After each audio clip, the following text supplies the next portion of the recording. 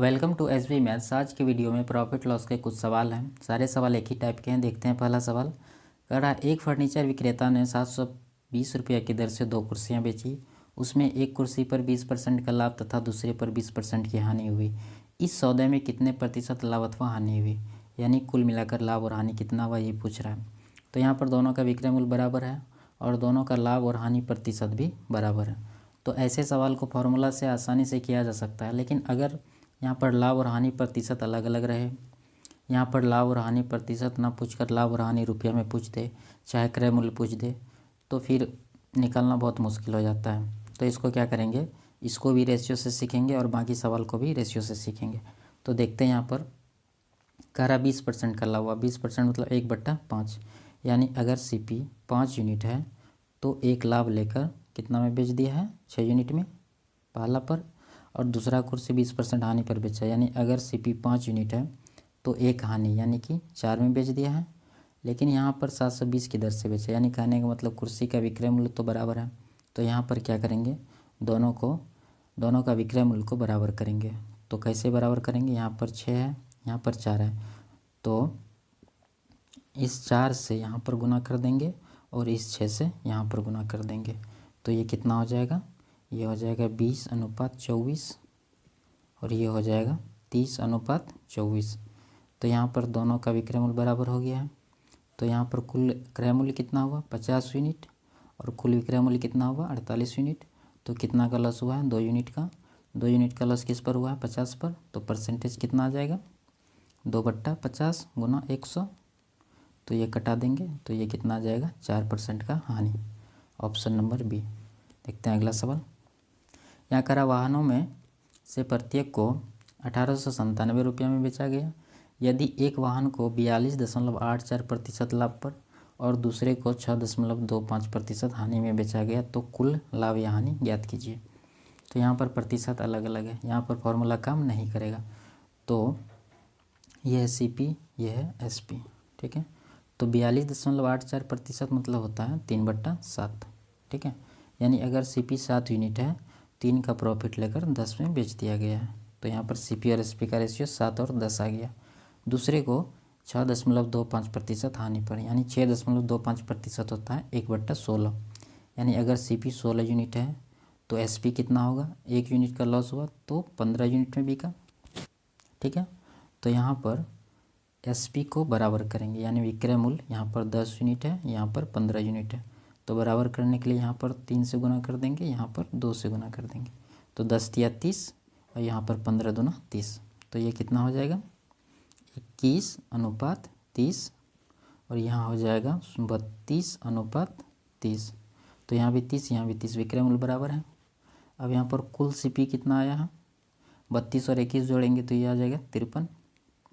और यहाँ पर कुल SP कितना आया, 30 और 30 जोड़ेंगे तो 60। तो कितना यूनिट का लॉस है, 7 यूनिट का। किस पर है, 53 पर। तो परसेंटेज कितना आ जाएगा, 7/53 गुना 100%, ठीक है। तो ये आ जाएगा कितना, कैलकुलेशन करके 13.2%। Option number B. अगला सवाल देखते हैं। कह रहा अभी ने 2 वस्तुओं में से प्रत्येक को 52 से 20 में बेचा।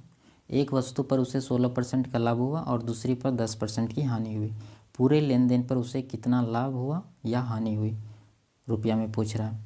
तो यहाँ पर पहला वस्तु पर 16% का लाभ हुआ। 16% मतलब 4/25, यानी अगर CP 25 यूनिट है तो SP कितना है, 4 का प्रॉफिट लेके 29।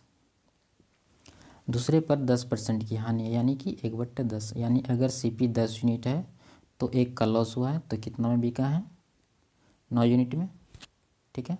लेकिन दोनों का विक्रय मूल्य तो बराबर है ना, तो दोनों का विक्रय मूल्य क्या करेंगे, बराबर करेंगे। तो बराबर करने के लिए यहाँ से 9, यहाँ 9 से गुना करना पड़ेगा, यहाँ पर 29 से गुना करना पड़ेगा। तो ये कितना आ जाएगा, 225 अनुपात ये 261। यहाँ पर आ जाएगा 290 अनुपात ये भी 261। दोनों का विक्रय मूल्य तो बराबर है। तो उससे कुल कितना लाभ हुआ है, तो यहाँ पर कितना लाभ होगा, दोनों का CP दोनों का SP। यहाँ पर CP जोड़ के कितना हो जाएगा, 5, 1, 5, 515, यहाँ पर दोनों जोड़ के कितना हो जाएगा 522। कितना यूनिट का प्रॉफिट है 7 यूनिट का।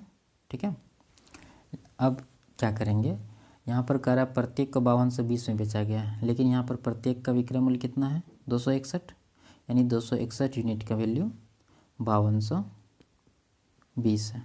ठीक है, तो एक यूनिट का कितना आएगा 5220 बट्टा 261, इसको कटा देंगे, ये कट जाएगा 20 बार में। ठीक है, 20 बार में, तो एक यूनिट का मतलब 20 रुपया। तो यहाँ पर प्रॉफिट हुआ है कितना 7 यूनिट। ठीक है, 7 यूनिट, 7 यूनिट का मतलब 7 गुना 20 140 रुपया। ठीक है, ऑप्शन ए। अगला सवाल देखते हैं। कह रहा 2 साइकिलें समान मूल्य पर बेची जाती है। इसमें पहली साइकिल 20% लाभ पर, दूसरी साइकिल 20% हानि पर बेची जाती है। इससे कुल 18 रुपये की हानि हुई तो इनके क्रय मूल्य होंगे क्रमशः। ठीक है, तो यहाँ पर सीपी, यहाँ पर एसपी। एक पर 20% का लाभ हुआ है, यानी कि 20% मतलब 1/5, यानी 5 का सामान 6 में बेचा गया है, और दूसरे पर 20% की हानि, यानी 5 का सामान 4 पर बेचा गया। ठीक है, लेकिन दोनों का विक्रय मूल्य बराबर है, तो यहाँ बराबर करेंगे, यहाँ पर 4 से गुना करेंगे, यहाँ पर 6 से गुना करेंगे। ये वाला 4 यहाँ और ये वाला 6 यहाँ, तो ये कितना हो जाएगा 20/24, ये हो जाएगा 30/24। ठीक है, तो कुल सीपी कितना आया है 20 और 30 जोड़ेंगे तो 50 यूनिट, और कुल एसपी कितना आया है 48 यूनिट। कितना का लॉस हो रहा है 2 यूनिट का, लेकिन सवाल में कितना रुपये का हानि हुआ 18 यूनिट, तो यही 2 रुपये का वैल्यू, 2 यूनिट का वैल्यू 18 रुपये है, तो एक यूनिट का वैल्यू कितना आ जाएगा 9 रुपये।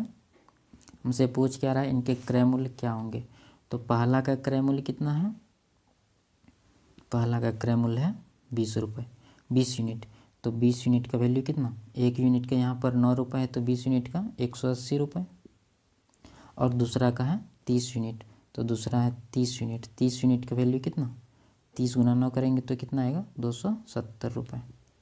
ठीक है, तो पहला का 180, दूसरा का 170, 180 270 ऑप्शन ए में है। ठीक है, अगला सवाल देखते हैं। कह रहा एक व्यक्ति 2 वस्तुएं 99 रुपये प्रति वस्तु की दर से बेचता है। उसे एक पर 10% का लाभ तथा दूसरे पर 10% की हानि होती है। कुल दोनों वस्तुओं पर उसे क्या होता है वही पूछ रहा है। तो ये सीपी, ये एसपी। एक पर 10% का लाभ हुआ, यानी कि 10% मतलब 1/10 लाभ हुआ, तो 10 का सामान कितना में बिका 11 में, और दूसरे पर 10 का हानि हुआ, यानी 10 का सामान कितने में बिका 9 में। लेकिन विक्रय मूल्य तो बराबर है ना, दोनों को 99 की दर से बेचा गया, तो विक्रय मूल्य यहाँ पर बराबर करेंगे। कैसे बराबर करेंगे, ये 9 से यहाँ गुना करेंगे और ये 11 से यहाँ गुना करेंगे, तो यहाँ भी 99, यहाँ भी 99, तो ये कितना आ जाएगा 9 गुना 10 पहले 90 अनुपात 99, यहाँ पर आ जाएगा 11 दाएँ 110 अनुपात 99।